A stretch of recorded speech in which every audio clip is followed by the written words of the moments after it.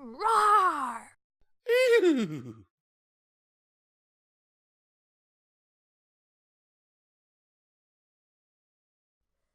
Hello and welcome to Midnight Readings. Today we'll be reading Marital Bliss, written by Skywriter. Hope you all enjoy. Alright, maggot, Bellowed Staff Sergeant Thunderous, once of the Equestrian Royal Guard. Today's the day I will teach you the most deadly weapon in the palace arsenal. Do you know what it is, soldier? With all due respect, sir. Said Captain Shining Armor, currently of the Equestrian Royal Guard, and in fact the stallion in charge of the entire operation. You're not actually my drill instructor anymore. Plus, I outrank you. Shining Armor scratched his mane with one hoof and took a glance around the rather unamusing and grimy Canterlot dockyard bar he had found himself in. I outrank you, like 8 times. Thunderous threw back another mug of cider, his 11th of the evening, and wiped the foam off his whiskers with one powerfully muscular forearm. You think I don't know that, you lily-livered pansy? I know you're in charge of that sorry flank outfit you call the Modern Guard. Worthless! Again, with all due respect, said Shining Armor, with considerable patience. they're fine colts, sir. I would trust any of them with my life. Any one of them. Thunderous laughed sharp and barking. And you think they'd actually be able to save your life if it came to that? I do. Said Shining Armor, nodding. Pah! They may prance or good prance, but when the chips are down, they're going to need firepower. More firepower than you could give them. And with all major forms of dessert, up to and including blancmange. I don't think I need to tell you how difficult it is to master. Thunders shook his shaggy maned head and plunged heroically into his 12th cider. Shining had not even remembered him ordering it. Useless. Okay, Said Shining Armor, who remained remarkably game despite the rather unusual and off-putting circumstances. what exactly should I be teaching them to use? Thunderous ran a lazy eye over the crowd, vanished into it, and returned. A blousy-looking, purple-hued Pegasus mare in tow. The wife. He said, apparently in introduction. Good evening, Mrs. Thunderous. Said Shining Armor with a polite little bow. Please, call me Peachy, she said. She shrugged, smiling. Colorblind damn. Okay. Peachy Thunderous. Charmed to meet you. Your husband was just about to tell me exactly what style of deadly force I should be training my recruits to use. I did tell you! Shouted Thunderous, causing one of the other bar patrons to glance at him and edge away. The wife! Shining Armor blinked. When you said the wife, that was actually the answer to my question? Of course you dunderhead! You want me to teach the colts under my command to attack the enemy using their spouses? No better weapon in all Equestria. Crowned Thunderous, pulling Peachy close as the mare adopted a winsome little "oh you" expression. This is my wife. The crazed ex-sergeant shouted. There are many like her, but this one is mine. Oh, Thundy, said Peachy, rolling her eyes. Such a flatterer. My wife is my best friend, continued Thunderous, his eyes going a little crazy. She's my life. I must master her as I master my life. I will eat with her, sleep with her. Well, I would hope so. Said Shining Armor diplomatically.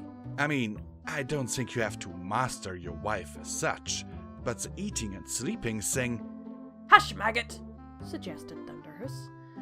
Don't you dare interrupt me in the middle of a wise man's creed. Sorry.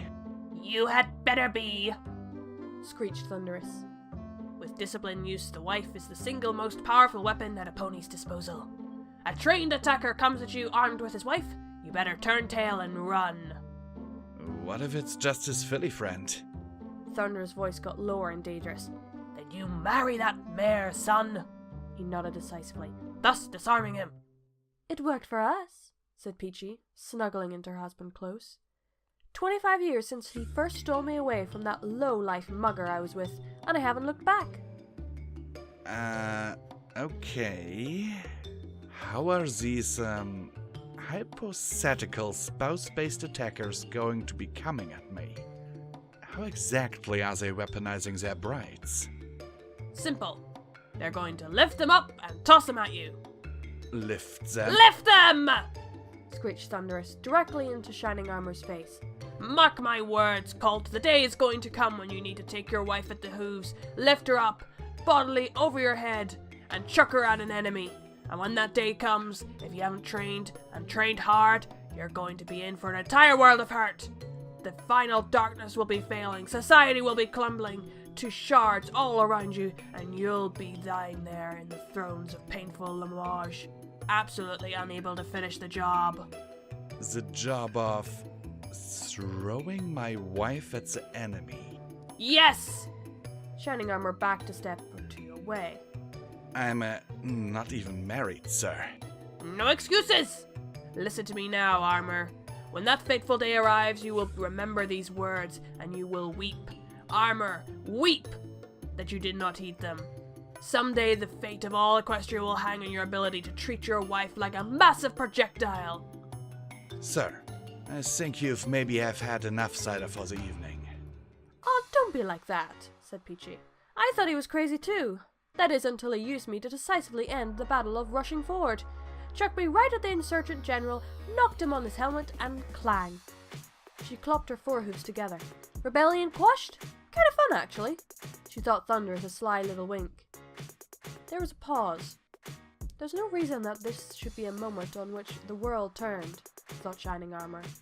A chance meeting with an old drill instructor, now obviously quite senile and totally bucking insane. A plan that made no sense whatsoever. A highly dubious version of history that did not gel at all well with the books of military tactics that Shining Armor had rather vigorously devoured at the academy.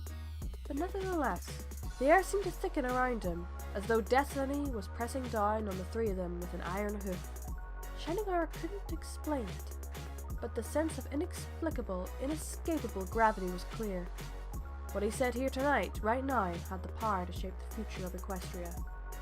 All right. Said Shining Armor, feeling destiny lock into place. Show me. You. Said Thunderous, gathering his faithful wipe in his hooves and adopting a lifting stance. Will not regret this.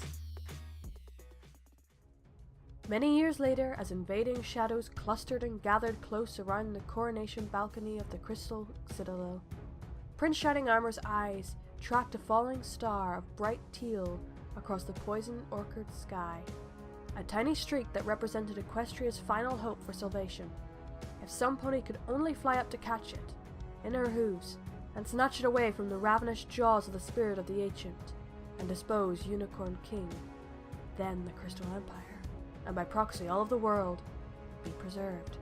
But Cadence was too weak from exertion to exert a proper Pegasus takeoff, and even if his horn had not been neutralized by dark crystal magic, the falling heart was well out of his telekinetic range.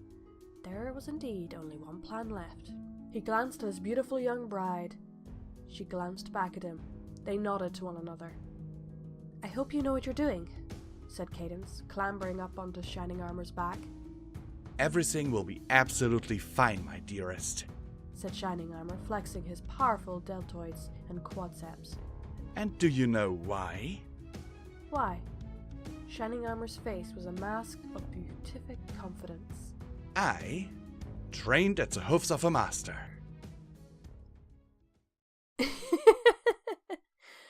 Not bad, not bad, not bad at all. That was Marital Bliss, written by Skyrider. Just a fun little romantic story. Hope you all enjoyed, and I'll see you all next time. Keep watching that moon.